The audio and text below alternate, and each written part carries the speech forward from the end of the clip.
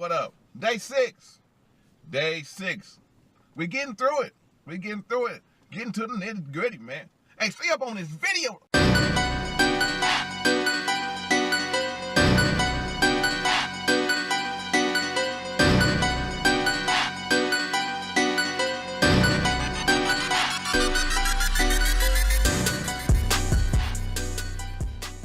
Oh, what's up? What's up? What's up? Hustlers and grinders. Hustlers and grinders. It's your boy, Dexter Dean from Absolute Hustle and Grind Marketing. How are you? I'm absolutely fabulous. So, hey, check this out, y'all. Yo, what's going on? What's going on? So excited, man. I appreciate y'all coming back to another video, man.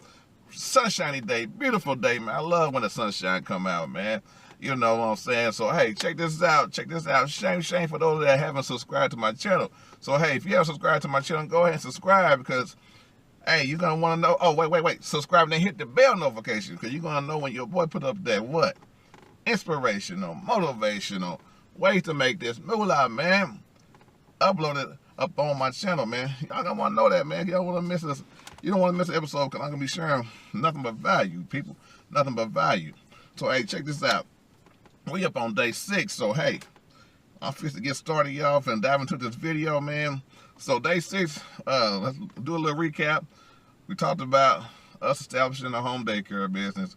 The home daycare business, we did really well. Ended up doing really well with it, man. We started getting kids and started building relationships and getting referrals, and it was called Shamia's Learning Academy, man. That's my wife's name, and so Shamia's Learning Academy started uprising, man. Started growing, man. We started building that thing, making that thing happen, man. So trying to make this video short and sweet, like always, but sometimes I go long, so y'all gotta bear with me, man. Y'all know y'all gotta bear with me. Appreciate y'all. So check this out.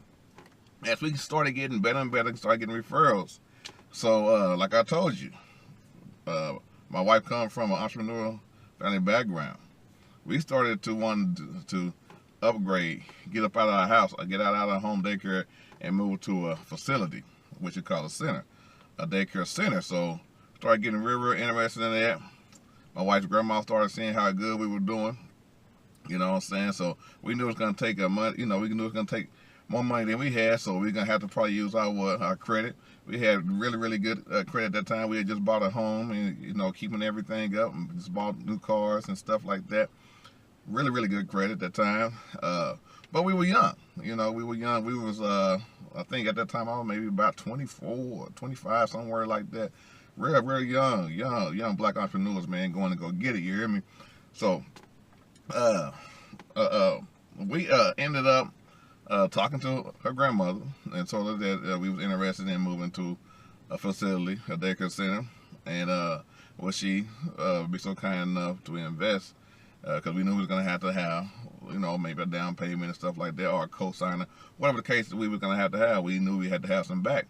And of course, like I said, her grandmother was sweet as pie. That was my grandmother too. I loved her to death. She said yes, she would invest with us, and not knowing how much it was going to be, the investment was going to be, nothing like that. But she said that she was investing because she liked what we were doing. She liked how we were growing our business. She liked how we were working, man, how we was making it happen, how we were grinding and hustling and things we were doing, man. So she said yeah. So check this out. We went out shopping around, looking at different facilities, because we were looking for already made daycare. We weren't looking for one to really start up. We were looking for one that was already running and already, in business operation and stuff like that. Already got the kids and the teachers and what have you. So that's what we were looking for. And we had a realtor or a salesperson kind of showing us around to different facilities and daycares that was already running and operating and stuff like that. Saw a few of them that we was interested in, and but they didn't have the right proper paperwork, because for our banker that we was introduced through my brother. My brother personally knew a banker and that was a plus with us, and he helped us out and told us what we was capable of getting, and we was going to have a co-signing. We was going to have a down payment, depending on how much we were trying to get. So at that time we were trying to get at least 150,000, and of course he said that he can make that happen as long as we had a co-signer and had some down payment. So we said bet. So we went out looking we went 2 or 3, 4 places, and we ended up finding one. Man, we ended up finding one for, I think we only paid. It was a weird deal. It was a real setup. We paid it was 80,000 for the content that was inside of the daycare, and we ended up paying, I think, like 40 or 30,000 for the building. It was something weird, but altogether we paid about $135,000. That's what we invested, and then of course my grandma co-signed, and we ended up giving us $25,000 down. Bam, we in this joker, man. Place is licensed for 150 kids. At that time we had we had, I know, 130 kids, man. We had 130 kids. We in a suburb, we in a town called Bethany in Oklahoma, and it's not I'll be straight up, the facility we had was not us. It was not my complexion. It was all the Caucasians, and basically that's all it was, and so it was, us as black owners was out there on the business, running the business basically on the white side of town, maybe, if I can say that. Not being racist, nothing like that, just telling the truth. And so we had a staff of 13 teachers. Man, we were making, we were banking, man. We were making some money. First couple of months, our eyes were this big, being young and stuff like that. We had that, we had that going. We were thinking about keeping a home daycare, but we ended up not keeping it. Well, we should have kept it. We should have really made that into a facility instead of just keeping it at our home and eventually moving out of there and selling that home. But we did. But anyway, that's another story. But I want to stay on this story, stay focused on this story. So we end up, with our facility and made it happen. And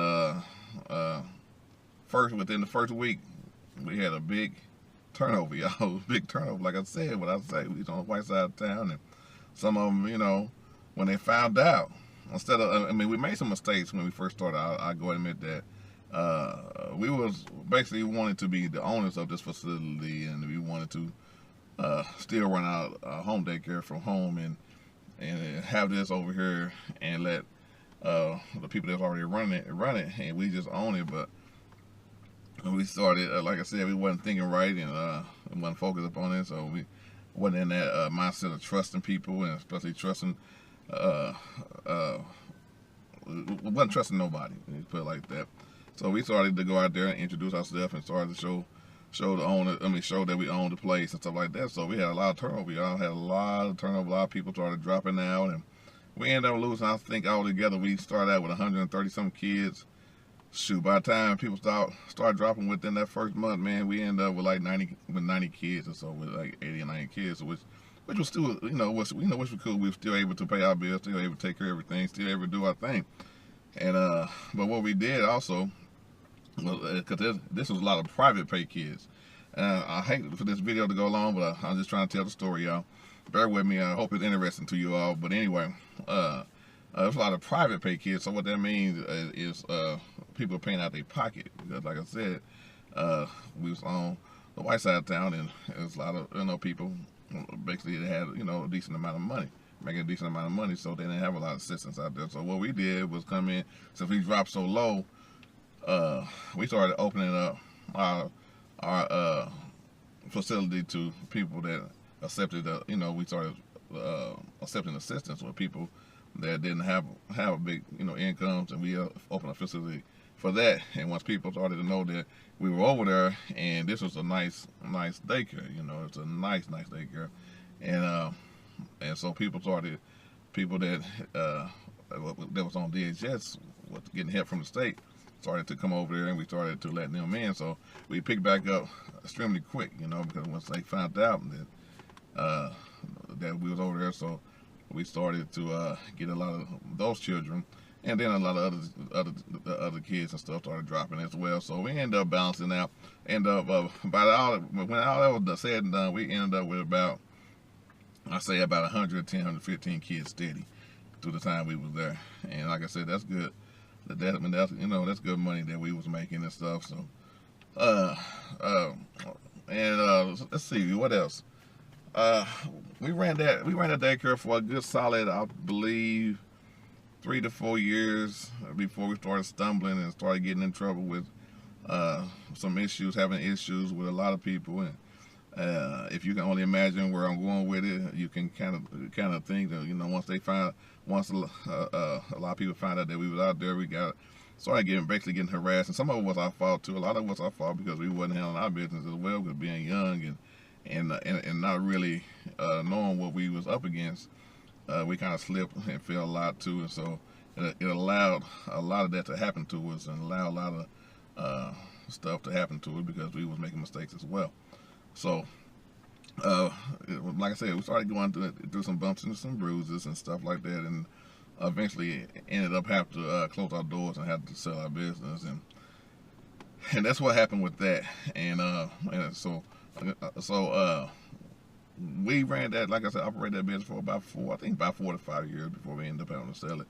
Did really well with it, and it kind of hurt it for a while, but my wife was tired and she was stressed, and I was tired and stressed, and so that's probably best that we had to end up going ahead and let that thing go because of the circumstances that we was facing, the circumstances that we was in, and you just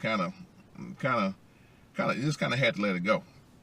So that's a story about us with our entrepreneurship. So this was a 6th video, y'all. This 6th video is coming down to the end of it. In the next video, I'm going to tell you what happened from there all the way up until right now when we started this channel. So y'all want to stay, you want to stay tuned because you want to know about this 7th video.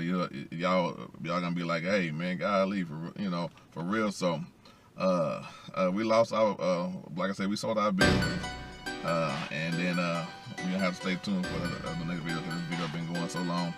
We have to get to the next one later on tomorrow. So there'll be a 7th and final video. And so hey, y'all want to know what your boy do, man. Y'all want to know what I do right now as an online entrepreneur, man. It's down there in the description. All you gotta do is click that link and you're gonna find out. I don't gotta do none of the telling to you. You know what I'm saying? That's gonna take care of it for me. So I appreciate y'all for looking at another video. And guess what I'm fixing to do now? You already know I'm fixing to get, it's starting to feel good, man. It's a beautiful sunshiny day, man. I'm glad y'all stayed to this entire video.